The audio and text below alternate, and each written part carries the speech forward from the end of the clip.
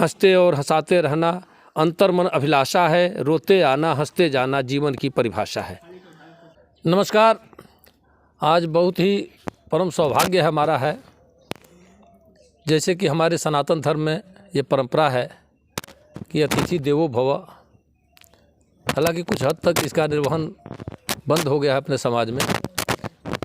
पहले जब लिखा जाता था दरवाजे के बाहर आगतम स्वागतम सारम, अतिथि देवो भव, सुस्वागतम, स्वागतम, वेलकम लिखा जाने लगा। अब लोग लिखते हैं दरवाजे के बाहर कुत्तों से सावधान, जैसे कि इस घर में आदमी है ही नहीं, केवल कुत्ते और कुत्ते हैं। तो ये परंपरा एक हद तक समझिए कि अब सिमटती जा रही है। मैं सम्मान करता हूँ, आदर करता हूँ, आपका स्वागत करता हूँ। आदरणीय श्री नित्यानंद पांडे जी मधुर लिखते हैं आप। यूँ तो आप हिंदी की रचनाएं ज़्यादा करते हैं, कभी कभार भोजपुरी भाषी क्षेत्र से भी हैं, तो मन होता है तो भोजपुरी की भी रचनाएं आप कर लेते हैं। और एक बड़े ही अच्छे कार्यक्रम में उपस्थिति दर्ज कराने आप अहमदाबाद से चलकर आप घर तक आए, फिर यहाँ मिलने के लिए हमारे पास तक आए। आपका सबसे पहले स्वागत मैं करता हूँ। बहुत बहुत धन्यवाद भैया। और अभी सुबह अचानक आपसे बात हुई है, आपने प्रस्ताव रखा कि हम आपसे मिलना चाहते हैं। आपने कहा कि मैं आपसे मिलना चाहता हूँ और मैं सहर्ष कहा कि आइए, स्वागत है आपका। आप पहुँचे, हमारे यहाँ आए। और आज के पहले कभी आपसे मुलाकात नहीं हुई थी। आपने बताया कि आपकी तमाम सारी कविताएं जो हम देखते हैं, बांसों में घर है, कैसे क्या है, तो इस माहौल से साक्षात्कार भी आपका हुआ, आपने देखा भी। आपको कैसा लगा है यहाँ आने के बाद से? क्या भैया, आप तो कहते हैं कि बांसवाड़ी में घर है, लेकिन मुझे यहाँ आकर ये लग रहा है कि बांसवाड़ी में नहीं, आपका फुलवारी में घर है। क्योंकि चारों तरफ तो कई प्रकार के रंग बिरंगी फूल खिले हुए हैं। ठीक है, एक साइड में बांसवाड़ी है, लेकिन ज़्यादातर तो हमें यहाँ फुलवारी नज़र आ रहा है।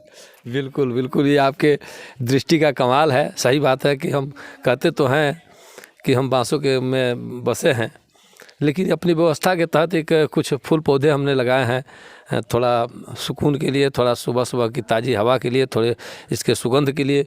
और आपने देखा होगा कि तमाम सारे भंवरे तितलियां हमेशा मंडराती रहती हैं, जो हमको बहुत ही पसंद आता है।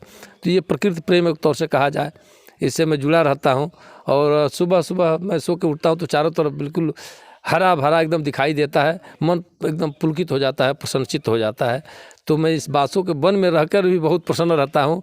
और पांडे जी, और कुछ अपने हिसाब से आप अपना संस्मरण या कुछ कहना चाहेंगे हमारे मित्रों तक? आप अपनी बात पहुँचाइए। मैं तो सिर्फ आपका धन्यवाद ही प्रकट करूँगा भैया, चूँकि मैं भी मूल रूप से देवरिया जिला का ही हूँ, वो भोजपुरी क्षेत्र से ही हूँ, भले गुजरात में रहता हूँ।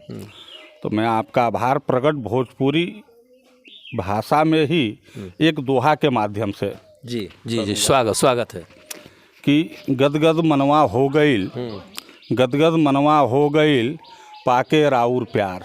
गदगद मनवा हो गईल, पाके राउर प्यार, ऐसे ही कृपा बनल रहे और ही मिले दुलार। वाह वाह वाह पांडे जी, बहुत धन्यवाद आपका।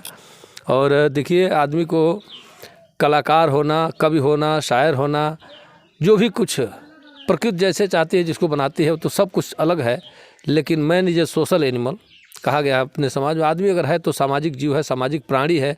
समाज में किस हिसाब से जीता है वह व्यक्ति, वो उसके अपने जीवन पर आधारित होता है। मित्रों, कविता ऐसी वस्तु है, वस्तु इसलिए कह रहा हूँ, पागलपन नहीं कह रहा हूँ, जिसको लिखने के, सुनने के, मनन करने के बाद दुनिया के तमाम सारे गम दूर हो जाते हैं।